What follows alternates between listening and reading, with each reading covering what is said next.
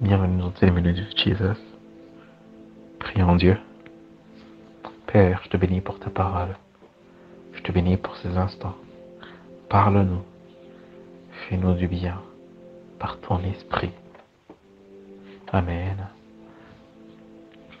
Parlons un peu de la volonté de Dieu. La volonté de Dieu. Plusieurs d'entre nous ont ce vif désir de pouvoir connaître la volonté de Dieu pour leur vie. Ce que Dieu attend d'eux de faire dans ce monde, ou ce que Dieu leur réserve dans leur avenir.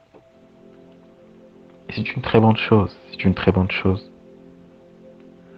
Car dans Proverbe 9, le verset 18, la Bible dit « Quand il n'y a pas de révélation, le peuple est sans frein. » Je paraphraserai ce passage en disant « Un peuple sans révélation est un peuple sans frein. » Un peuple qui ignore la volonté de Dieu est un peuple qui fonce droit vers un mur et dont la destination finale est un accident, est une chute certaine. Bien sûr, 3 possibilités s'offrent à nous pour pouvoir connaître la volonté de Dieu. Je dirais qu'il y en a plusieurs, mais 3 principales s'offrent à nous. La première, c'est la parole de Dieu, la Bible. Oui, c'est le moyen par lequel Dieu nous révèle sa volonté pour notre présent, non seulement notre présent, mais notre futur. Non seulement notre futur, mais également notre éternité avec lui, car sa parole est éternelle. La deuxième possibilité, c'est son esprit. Son esprit. Car dans Romains 8, le verset 26, la Bible dit « Et celui qui sonde les cœurs connaît quelle est la pensée de l'esprit, parce que c'est selon Dieu qu'il intercède en faveur des saints. »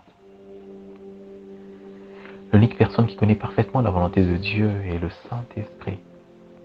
Pourquoi? Car il est le seul qui sent Dieu. Pourquoi? Parce qu'il est le seul qui sent Dieu. Mais au-delà de cela aussi, il est Dieu. Raison pour laquelle il connaît pleinement la volonté de Dieu, car lui-même il est Dieu. Le troisième moyen par lequel aussi Dieu prend plaisir à nous révéler sa volonté, c'est au travers de notre prochain. Au travers de notre prochain. Et très souvent, Dieu passe par notre prochain dans des moments où nous sommes distraits. Très souvent, Dieu passe par un homme pour révéler sa volonté à son serviteur ou à son peuple, lorsque celui-ci est un peu distrait, lorsque celui-ci est un peu loin de lui. Et par là, je comprends que les 2 premiers moyens sont des moyens clés pour ceux qui prennent plaisir à vivre une vie d'intimité avec Dieu. Pour ceux qui vivent en intimité avec Dieu, Dieu se révèle très souvent par sa parole. Dieu révèle sa volonté par son esprit. Par son esprit. Mais il y a une chose assez triste, c'est que malheureusement, plusieurs en connaissance de la volonté de Dieu prennent connaissance de la volonté de Dieu sans la vivre. Plusieurs prennent connaissance de la volonté de Dieu sans la vivre, malheureusement. Christ dit à ses disciples dans Jean 13, le verset 17, si vous savez ces choses, vous êtes heureux, mais pourvu que vous les pratiquiez. Quelles sont ces choses? Ces choses que Dieu a réservées pour vous. Ces révélations de sa volonté.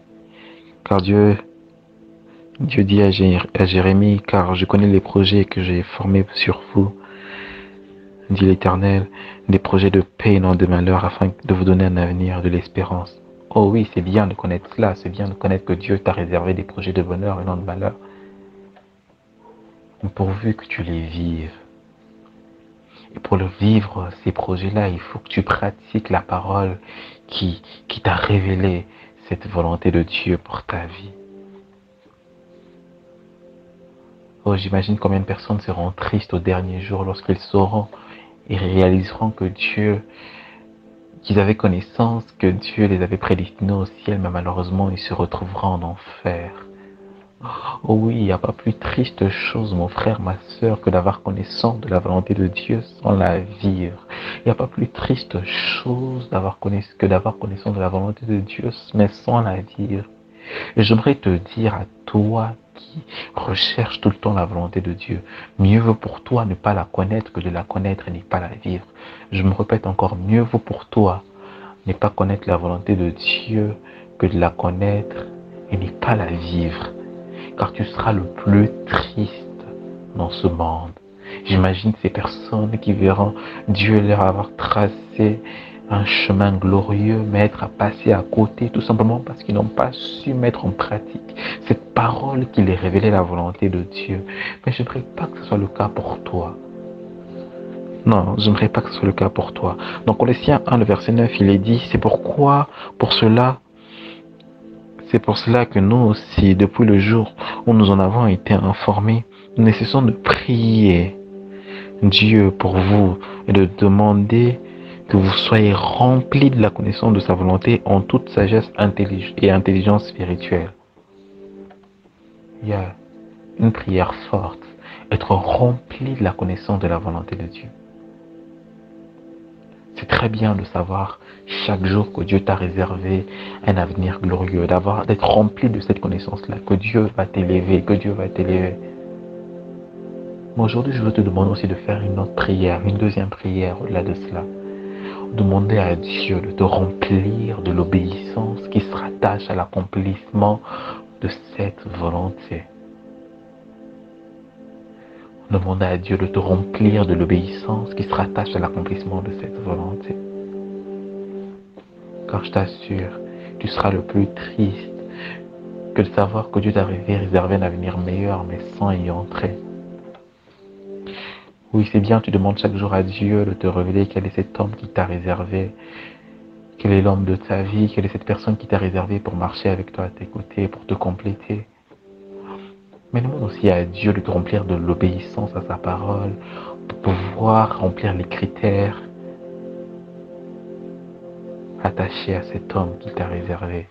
C'est bien beau de demander à Dieu quel est ce ministère auquel il t'a appelé, mais demande-lui aussi de te remplir de l'obéissance rattachée à la charge de ce ministère. Car oui, chaque volonté de Dieu mène avec une obéissance. Chaque volonté de Dieu se ramène avec une charge d'obéissance pour pouvoir voir cette volonté s'accomplir. Et quand je parle de volonté, je parle au fait de la promesse de Dieu. Oh oui, j'aimerais pas que ce soit le cas pour toi. Que d'être triste au dernier jour et voir que Dieu avait planifié des grandes choses pour toi. Mais malheureusement, tu n'en as vécu qu'une infime poussière. Est-ce qu'aujourd'hui tu peux faire cette prière? Dire à Dieu, Seigneur, oui, au-delà de me remplir de la connaissance de ta volonté, remplis-moi de cette obéissance à ta parole qui me révèle cette volonté. Remplis-moi de l'obéissance rattachée à l'accomplissement de cette volonté. Oh, thank you, Jesus. Thank you, Jesus. Chaque jour, nous prions, Seigneur, te demandons de nous révéler ce que tu attends de nous. Nous prions, nous jeûnons. Mais qu'est-ce que nous faisons après avoir connu cela?